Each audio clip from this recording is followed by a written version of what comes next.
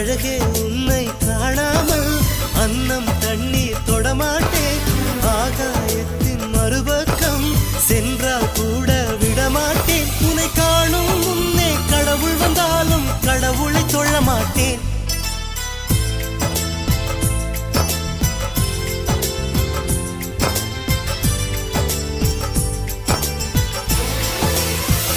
எங்கோ ஓர் சாலை வளைவில் உன் பிம்பம் தொலைந்ததடி.